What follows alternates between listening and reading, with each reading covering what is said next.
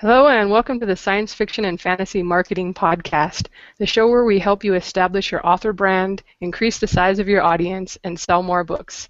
I'm Lindsay Baroker, and I'm here as usual with Jeffrey Poole and Joe Lalo. Today, our guest is dark fantasy author Becca Andre. She lives in southern Ohio with her husband, 2 children, and an elderly Jack Russell Terrier. She has a love of science and math that led her to a career as a chemist, where she blows things up far more infrequently than you'd expect. As an aside, she's also my consultant whenever my characters need to blow up chemical type things, so she's good to know. Her other interests include chocolate, hard rock, and slaying things on the Xbox. Hi, Becca. Welcome to the show. Hey. I see you're going to be a chatty guest. Oh, yes. All right, well, why don't you start out telling us what got you to start writing and what eventually led you to self-publishing? Well, I think like most writers, I have always been a storyteller, although I never really wrote them down till I was in my teens. And from there, I never really took it seriously. It was a hobby, something fun I did on the side. If I got in the mood, I wrote. I'd finish a story, I'd put it in a ring binder, sit it on the shelf, and go on to the next one. I never edited anything. It was just a hobby. And I did this for, 15 years. And finally, I got to the point where I wrote the story that is my first book in my series, and I thought, that's not too bad. So for the first time ever, I actually shared it with somebody, which was my husband. And he read the first, half chapter or whatever, and he agreed that it didn't stink. So I decided to join an online workshop, which is where I met you. And things just kind of went from there. I workshopped actually that same first book, The Final Formula. And when I got finished, I kind of sat on it for 3 years because I was a chicken. Meanwhile, Lindsay here went on and started self-publishing. I thought, well, that's kind of a neat way to go. So that's what I did. And once she talked me into it, because I was a bit of a chicken. So that's really the story behind the why I'm a writer. It's just something I've always done. So decided to share. Well, as guests or listeners may have noticed, we've known each other online for a little while. Yes. Met back at the workshop. Could you tell us this was the Science Fiction and Fantasy Online Writing Workshop. Could you tell us did you think that was really crucial or really helpful in kind of helping you grow as a writer, and would you kind of recommend that to others? Oh, that was huge. Probably one of the best thing that I probably did. Like I said, I was really shy about sharing my writing. I mean, you write most of your life and then finally, break down and share it. So that was a huge step for me. But once I kind of got in the groove and started, making friends, and I just learned so much from getting other people's opinion on what was working and what's not working. So for anybody starting out, I would really recommend joining either an online workshop, or maybe you've got one nearby. I don't. I mean, I didn't know any writers at all until I joined the workshop. So I was kind of on my own for a long time. But yes, I would definitely recommend that. All right, great information, and I would too. You learn so much from critiquing others and also from being critiqued, so for sure. Would you like to tell us, I didn't really say it in the intro, but your Final Formula series is up to 3 novels and 2 with the 3rd novella coming, I believe. Yes. And, if people want to check you out on Amazon afterwards, you've actually sold pretty well, which I always tell people, don't expect anything from your first books, but, I think you got off to a great start. And why don't you tell us a little bit about the series and what you're doing with it? Sure. The Final Formula is the name of the series and the name of the first book. You can categorize it as maybe a dark fantasy or urban fantasy. I've got it in the dark fantasy category because it's less competitive, so it kind of bumps up the list a little quicker that way. But the gist of the story is, and where the idea for the story came from, was someone once suggested to me the old, you write what you know, and I was like, well, I write fantasy. How do I write what I know? So I took my job, which is a chemist, and decided to give it a magical twist. So my main character is an alchemist, and she's in a modern world. It's a contemporary fantasy. And that's really where the idea behind the story came from. And from there, I knew that I needed to get more books out a little more quickly, so I wanted to write some shorter things as well. So I came up with this grand scheme to alternate between novels and novellas. And the novels are in first person, my alchemist point of view. And the novellas, I take another character in the series, and actually more than one now, and write those in third person. And so I've been alternating between the two, and it's an ongoing story. So the novellas are important to the story, but I have learned that not a lot of people are big short fiction readers. So I always try to, as far as the novels go, that's the meat of the series. And I want to summarize, what happened in the novella without boring people that's actually read the thing. So that was kind of the challenge of, doing a series that way.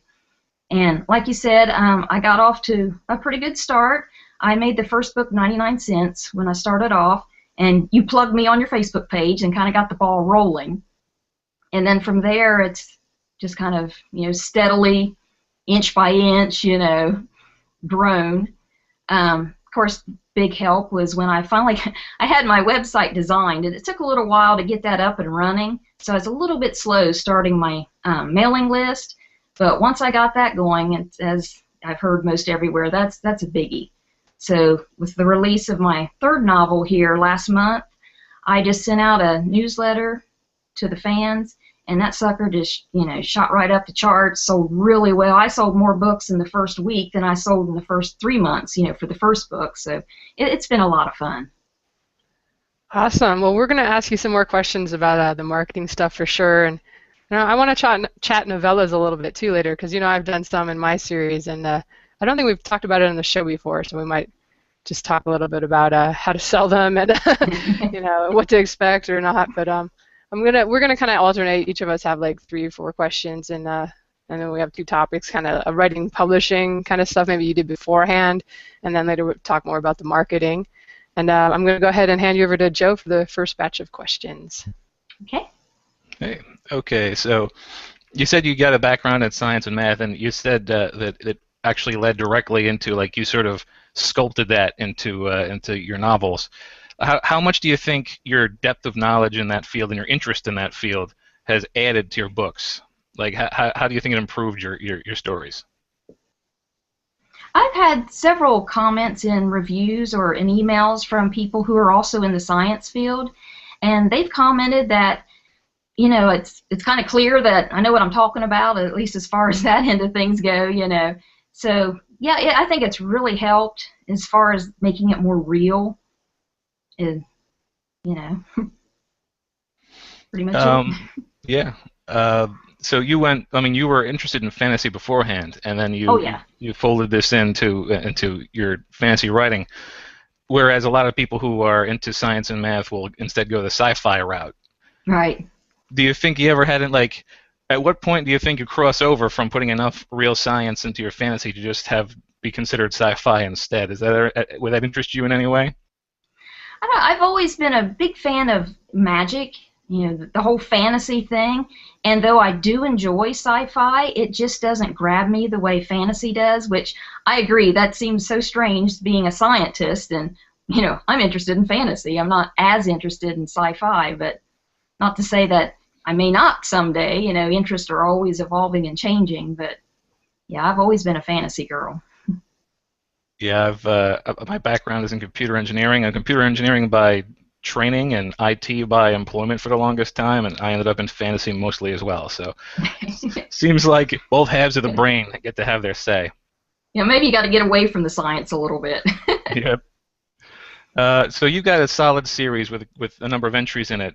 How far ahead do you plan your storylines? Are you planting seeds that won't bear fruit for 3 books, or do you let the stories develop linearly?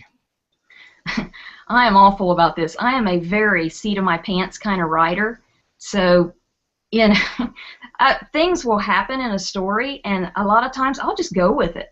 And on down the road, all of a sudden, wham, oh, now I see why I put that in there. I mean, it's crazy, and I mean, for people who don't really write, you're like, okay, how does that even work? But I try to plan, and it's kind of been my ongoing thing since I started publishing, is to learn to outline a little bit, and well, I stink at it, but I keep trying, so I'm determined to at least have a game plan. I usually, when I start a book, I've got the beginning, and I can usually see the end. It's just getting there, and things just happen. I'm along for the ride.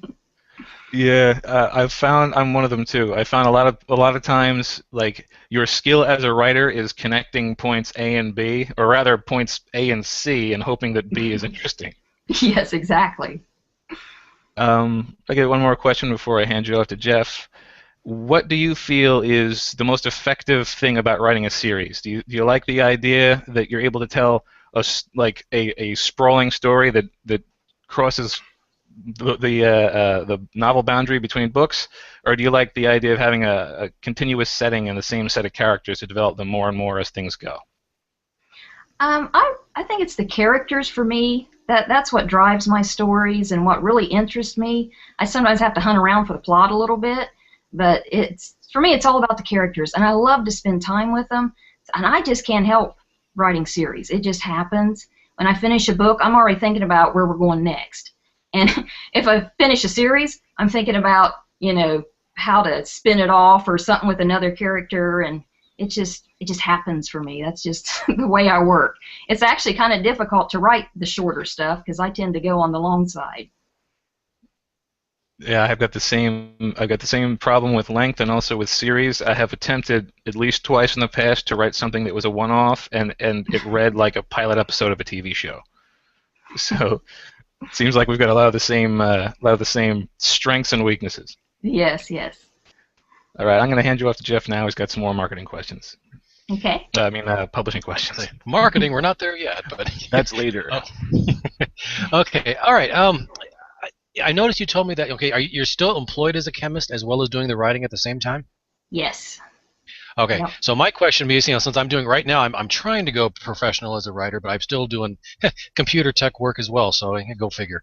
But, okay, so do you have a set schedule for writing, such as setting a goal for yourself to write a certain number of words each day, or do you handle your writing as you would a hobby, just meaning you write when you have time? Honestly, it's a little bit of both.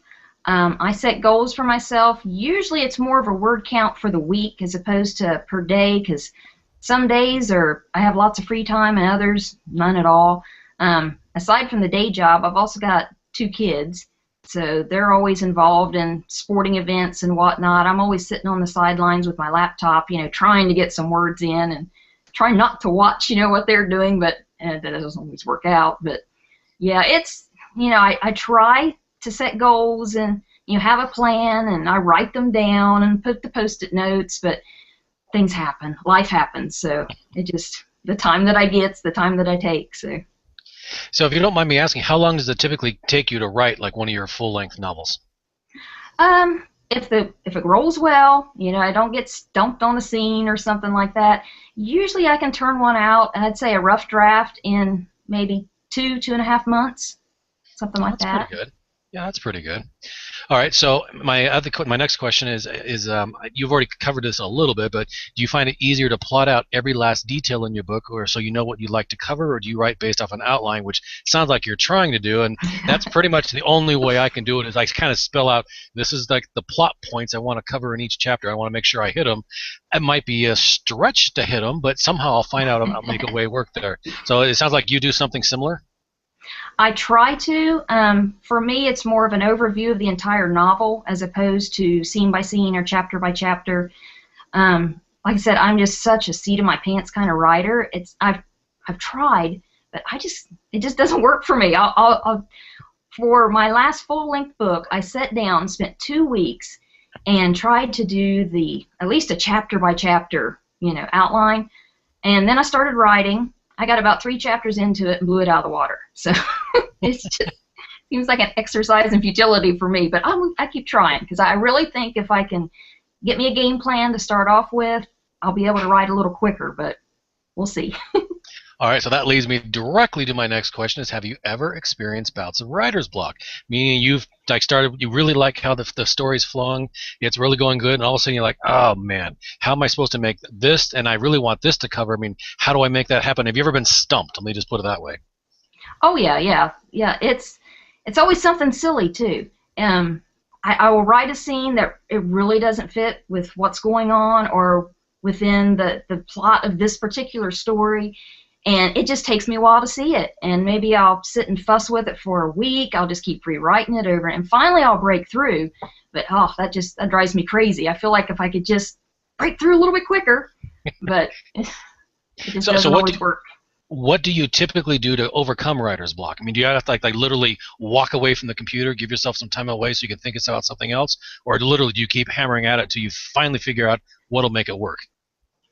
I have a notebook that I keep on the side, a little 6x9 size notebook, and I do a lot of, say, free writing in there where I'll basically sit and talk to myself. Okay, here's what happened in this chapter. Here's what needs to happen next. How do I get there? And I'll talk through it, and that will help me out a lot of the time.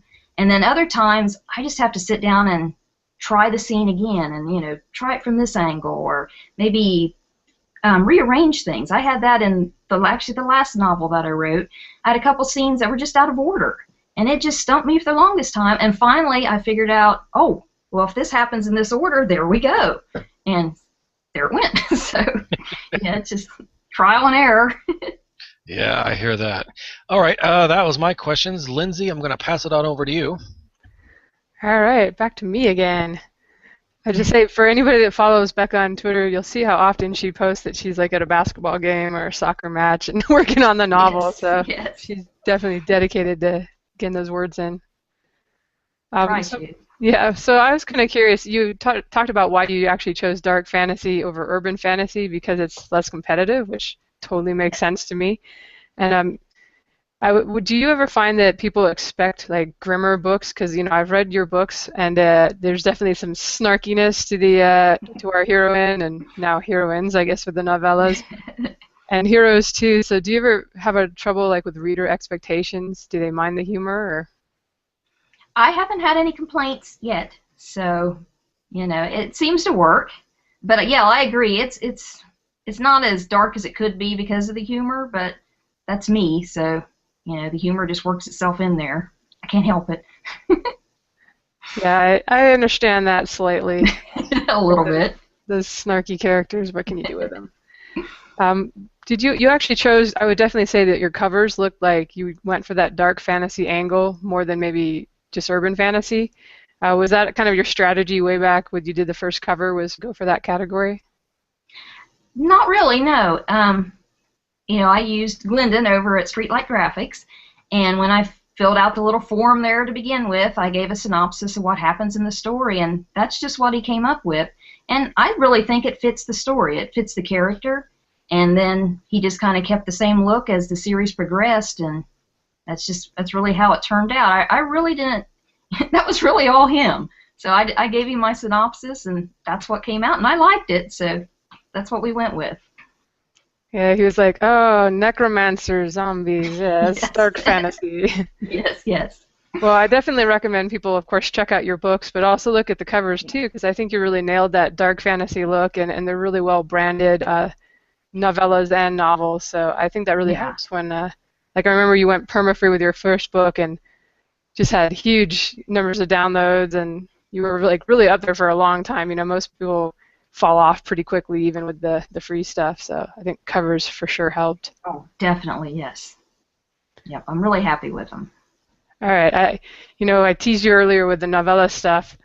We haven't really talked about that on the show much, and it's something I've tried too, and I think it's a good idea when you're, like if it's taking maybe 6 months or a year between novels, because you're still working full-time and have kids and all this, which is totally understandable, but you can kind of keep your name out there for the readers. Do you find that that's helpful to kind of be able to keep publishing something more often that way? I think that it is, and I really think it'll get better as time goes on, but as you've mentioned, the novellas just don't sell quite as well. So when I put out a novella, I don't get the big upsurge in sales like I do when I put out the full-length novels. But, it keeps my name out there, and, I can only write stuff so fast. And another thing that I like about the way that I did this particular series, alternating between the two, is it gives me a chance to kind of jump outside the story a little bit and see things from another perspective, another point of view. And I found that it kind of helps me also, move the story forward, because for some strange reason, whenever I write the novellas, the villain comes into play a whole lot more than he does in the main novels. He's kind of, the guy behind everything, in the novels, but he's right there front and center, in the novellas. I don't know why it turns out that way, but it just does. So it's it works. It's a different dynamic, but it's fun. All right, and I found the same thing with even one of some of the novellas and short stories I've done are kind of like you don't need to read them to know what's going on in the main story, and I designed them that way. But then I had one where like I wanted to put it between books 5 and 6, and I called it 5.5, and it was like 55,000 words or something. Looking back, I should have just called it a novel, and but all the other novels were like 120,000 words.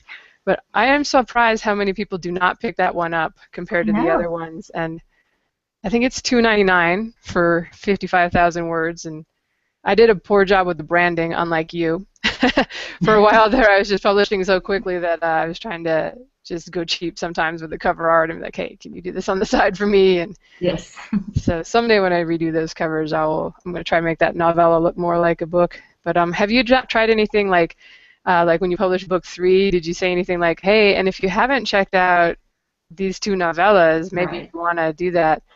That's something I did in the foreword of, I think, book 6 or something, and I don't know, maybe it helped a little bit.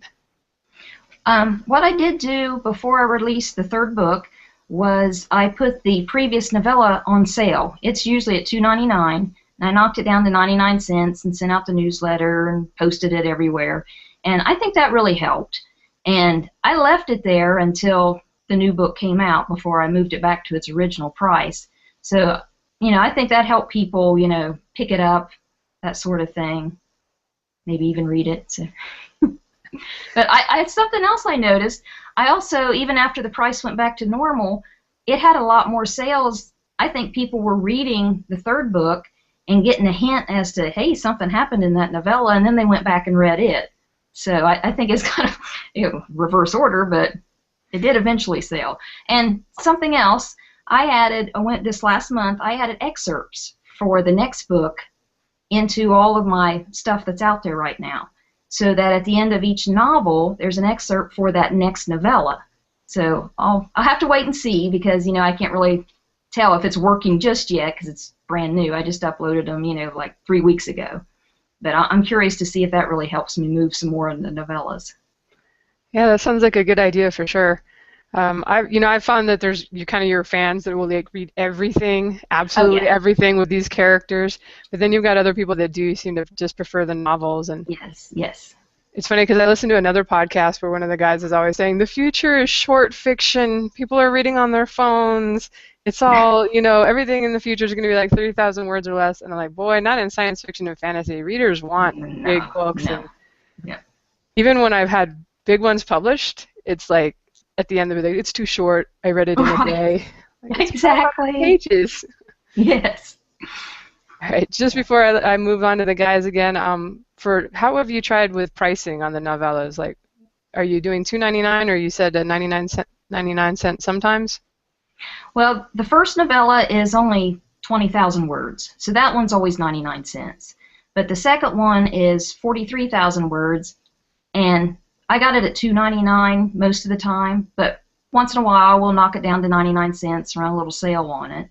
So I don't know, that might be a little bit on the high side for 43K, but I kind of hate to lose out on that 70%. So. Well, you just have to price your other books higher. Oh, there we go. Yes, $3.99. Yes. Yeah, so it looks like it's normal, but I think for 40,000 words, I think $2.99 is great. That's kind of about where I cut it off too. And I think one thing is, even if you're selling less of the novellas, if you're able to get into that 70% bracket, $2.99 and above, it took you like a third of the time maybe to write it, so it might still be worth doing in the long run. Oh, yeah. Yeah, I agree. All right, I'm going to hand you back over to Joe to kind of get more into the marketing stuff now. Okay. Yep. Okay. So continue with the idea of writing a series. What do you think is the most effective way to market a series? Do you prefer to focus on promoting the most recent release, or do you mostly try to funnel readers to the early books so they'll filter through? For me, I want people to start with the first book because this series is really just one ongoing story. It's not really episodes or something of that nature. So usually actually my first book's permanently free, so when I advertise anything, I advertise it. And I've never advertised any of the other books. So I am working on putting a bundle together now that I'm starting to get more books out there. So maybe later this summer I might release that, and which will give me another option to, advertise. Yep. Yeah. If you have all of your books together, or at least the earliest ones together, then you can safely advertise it to newcomers and still have them get the whole story, which is helpful. Right. All right. So now we're going to talk about reviews for a second. Reviews have been proven to be more and more important, especially nowadays, because a lot of people like BookBub have sort of a minimum score and a minimum number of reviews before they'll sort of consider your book. So how much effort do you put into getting reviews, or do you even pursue them at all? Not a huge amount yet. That's on my someday list.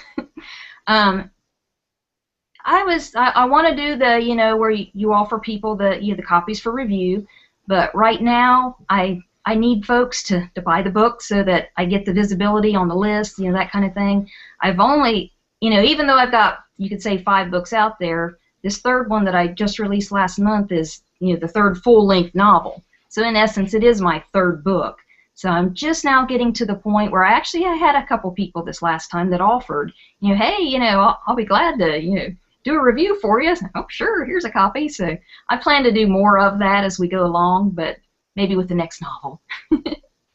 Yeah, it's particularly when you're still working full time, it's hard to really justify devoting too much energy into something that isn't writing, because you aren't earning, like you might have an easier time selling books when you do that stuff, but you aren't earning any money off of the effort you've done on getting reviews. Right. All right, one last one, and I've found a lot of people who are very marketing oriented. Like I've worked with a few people who were marketers first and authors second. Like they came into writing through marketing, and they'll talk a lot about key demographics. And who do you find your books appeal to certain people more than others, or do you not even really direct your marketing efforts in that way? I've never really directed the marketing as far as that goes, but I can see, trends who seems to like it, which is the ladies, probably. I really couldn't even give you an age, to be honest. I see, everybody from, the upper teens to ladies in their 60s, like the books. But some of the fellers like it too, so, but I think my market's a lot more, because there is romance in the stories, which is kind of, more geared to the ladies, and it's what I like to read, so. But no, I haven't really, nailed down anything of that nature yet. Still starting out. So. Yeah, my opinion on the subject has always been that, like, if you try writing to a certain demographic, you're either going to under or overestimate that group of people, and just writing what you want to write is probably going to produce a better output. Yeah. All right, so those are my marketing questions, and I will send you off to Jeff for some more. Okay. Alrighty. Okay, so my question is, have you done anything with regards to marketing that has proven so successful that you wish you could have done it much sooner? Really? Things have kind of worked out well for me so far. The best thing, as most everybody says, is the good old BookBub ad. And I did one of those, actually, and probably maybe even by some standards did it a little bit too soon. It was when I released my second full-length novel, which, because of the novella in between, is my third book. And at that time's when I set my first book free. I did the BookBub ad, and things have just been rolling ever since. So that was really a good move. And actually, when I set that book free, that sounds funny. Set it free. It really took off, and I didn't realize that sort of thing happened just by making it free. It shot up the charts. I can't remember where it ended up. It was like, I think it was under 100 on the entire free chart. And I did nothing but made it free. And I had heard that it takes a while for Amazon to price match. So I did it a week in advance of my BookBub ad, and I think they price matched it like in hours. So it took off with that, and then a week later, BookBub kicks in, and it was really something. I had no clue that stuff worked that way, but it was awesome. So Yeah, that was a biggie. I'm looking into BookBub myself because it looks like it's a really good deal. But Oh man. okay, with regards to social media, I mean, do you actually use it at all? A little bit. I'm on Twitter, and really that's more just sit around and chat kind of thing. I don't know how much that really helps, sell the books. I don't think it does a whole lot. It's more of a networking, making friends, interacting with fans. For me, I find Facebook a little bit more effective. I usually use it like to post snippets and just like updates on what I'm working on and some things of that nature. And then, of course, I have a website, and every once in a while I'll write a blog post, and those tend to be a little bit more organized and thought out, maybe on a topic or something like that. But if I got a giveaway going on or something of that nature, I'll do a post on that, as well as put it on Facebook and Twitter and all that kind of thing. But that's really all I do at the moment. I may branch out eventually, but time's an essence. So. Yeah, I hear that. And with regards to giveaways, that was my next question: is do you do much with giveaways or contests, blog contests, Goodreads giveaways, that sort of thing, in the hopes of drawing in more readers? I haven't done a whole lot. I have done a couple of Goodreads giveaways, and actually I would recommend that when you're starting out. That really kind of got the ball rolling for me over there. I got a lot of people adding the book and that sort of thing. And I was very fortunate for the ones who won the book. They actually did reviews, which you really need there initially. And I've also, as far as like having a print book available, I've always had a print book within a couple weeks of putting out the ebook. And I've got a handful of folks that are still stuck in the past. They like the print books. So I try to keep those available. But like I said, they're handy for the giveaways also. One giveaway that I did last October when I was a long stretch between books and I wanted to do something, just kind of get my name back out there a little bit, is I took, at that time I had 4 titles, the 2 novels and 2 novellas, and I did a giveaway for my entire series at that time over on Goodreads. And that really went over well. I had a lot of interest, and something kind of neat about that was I did a blog post, put it up on the Facebook page and all that, and it seemed to remind my fans about my books, and they went out, and I had a lot more reviews the week that I did that giveaway. It's kind of like it reminded them, and plus the nice thing was they're already your fans, so they were good reviews. So that was a neat little perk I didn't expect. So.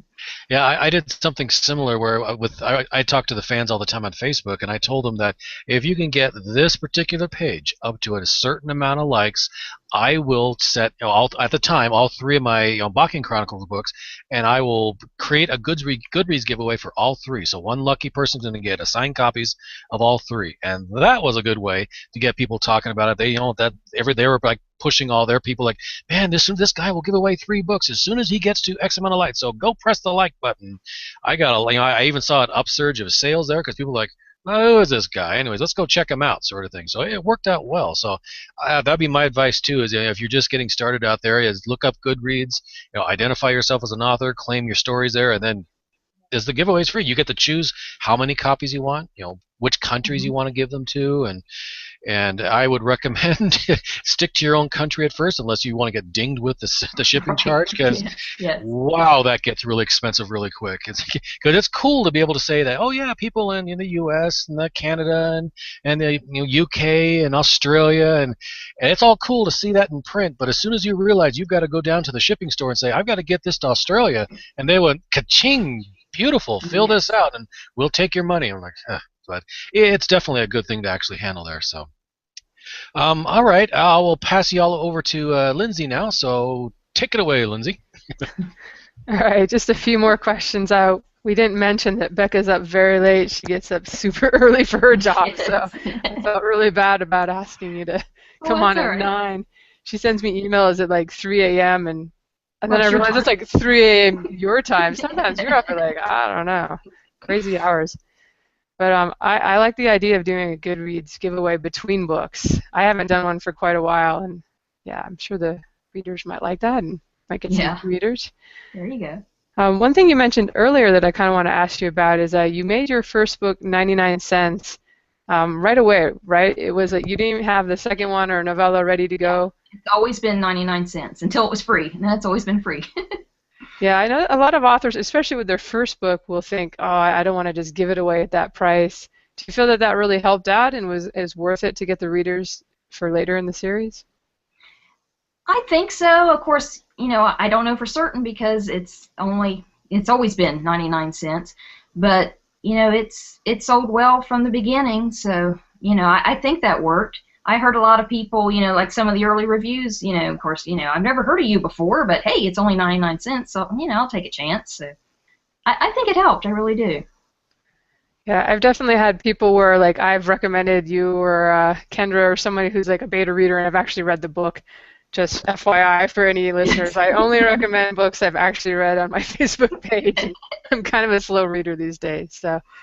But and I know a lot of readers will just like 99 cents is almost no barrier to trying it, so it does seem worth it. Yes. So I also wanted to ask you. Let me bring up my notes. You mentioned BookBub a couple of times, and we all love the mighty BookBub. Have you tried any other advertisers, and have you had any good results with anybody else? I think the other one that was a pretty good one was ENT. They did I can't remember exactly how many downloads, but that was one of the top ones. Let's see. Can't remember.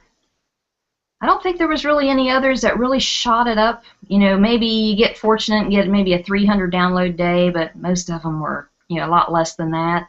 And honestly, I really haven't done much of that lately because my goal is just to get more books out there. I don't think it's worth a whole lot for me to advertise, when I've just got a couple of books. So I've been really, keep my head down, just keep writing, try to ignore how stinky the sales are at the moment, wait for this next book to come out, and then we'll do something. So that's kind of been my strategy. Well, I think it's a good idea not to spend too much and go crazy when you only have a couple books out, so that definitely makes sense. And I just checked, and the final formula is number 21 in the free store, so I don't think you'll have stinky sales Not now. for a while anyway. Yes. All right, the last thing I wanted to ask you is I noticed you have a book trailer that you had done. Yes. Did you do Streetlight Graphics? Did they do that? Or No, I did that myself. That's not your voice, is it? Yes, that's all me. I didn't really recognize that. It seemed like less of an accent. It just seemed really. I was being more professional. Oh. Well, Yeah, it was fun. I really like doing that. And the footage is I just went out and got stock footage, stock photos, and slapped it together. I just used the iMovie on my Mac, and I went out and got some royalty-free music, and just played around with it. So it was fun. I liked it. All right. Do you think that's something that is worth I don't know. It's hard to judge if it helps at all. Do you know if you get listeners, watchers? I don't know if it helps much at all. And I would really be interested in finding more ways to use it. I mean, really, it's just out there on YouTube. It's up on my Amazon author page. You see, it's on Goodreads. That's really about it. So, it's just, to me, there's just not a whole lot of places to use it unless I'm missing something. But yeah, it is nice that Amazon and I think Smash Reads, they have a slot where you can plug it in there. Mm-hmm. Yes. I think most people, I don't know, I don't think most people bother. My assumption has always been that people who are surfing on YouTube are probably not my target audience because they're readers, they're not YouTube. Yeah, exactly. But at the same time, if you can do it yourself, then why not? Especially if you have fun with it. I think if you had to pay hundreds of dollars, I'd probably wonder if that was worth it. Right. All right. Well, I guess that's kind of just wanted to ask one more thing in wrapping up here. Any thoughts on kind of like what's going to be effective for marketing in the future, or any things you're planning to try to do in this next year or so? Well, like I said, I'm just going to just keep writing, try to get more books out a little quicker because that's where it's at. I'm putting together a bundle, and I'm going to include some extra content, so maybe get a few more sales that way. And like I said, it'll be another avenue to, advertise, because I figure I can only advertise that first book so many times and everybody's going to see it. So, with a new cover on it, and, I can do a blurb geared a little bit more toward the series as opposed to the individual books, that kind of thing. So I'm looking forward to seeing how that goes. And other than that, just keep writing. It's nothing. Awesome. Well, I've been trying to sell these guys on the box set, and I think Joe's got one coming out pretty soon. Yep. I just got the cover. I'm very excited. Also, I've been told... Cover looks good. Thank you. I've been told I called it Smash Reads, so sorry, Mark. I hope you'll still come on our show in a couple weeks. Smash Words also is a good place to put your trailer. But, Becca, if you do the bundle, I would say for sure, like, I don't know if you're going to do a 99-cent deal at some point and try to do the BookBub ad again. Yeah. I definitely recommend that. Yes. I would try to make sure you're in that, you probably are anyway, but the urban fantasy category for that one. Yes. At the same time. Yeah, so then you maybe get enough loving and you can get all those Jim Butcher fans. I think they like necromancers and stuff too. So, and for sure, humor. It's in there. The book is in urban fantasy as well. It just doesn't show up on that list unless you sell a whole bunch. So. Yeah, I hear you. There's definitely epic fantasy is pretty competitive too, but I think urban fantasy is even worse. I think you need like a, I don't know, 2,000 sales ranking or something even something like that just to get on the list. Yes. Yeah, it's because half of it's Jim Butcher, so. Right. We should probably try to get him on the show someday. All right. Last question is just, do you have anything you're working on now that you want to tell us about, or where can readers or listeners go check you out online? Well, I'm just trucking along on the same series, the Final Formula series. You can find me at beccaandre.com, and my links to Twitter, Facebook, all that's on there. The books, they're listed. There's excerpts, all the goodies. And one other thing that I didn't mention is when you sign up for my newsletter, I also have an alternative point of view scene that I give to folks, whenever you sign up, kind of a little perk for signing up. So that seems to work pretty well. Folks really enjoy that kind of thing. So. Yeah, I actually remember when you were doing that. I was going to ask you about that. Did you did you kind of launch your newsletter with that? Was that how it was? I did, so I can't tell you whether it helped or not, but the newsletter does well. So.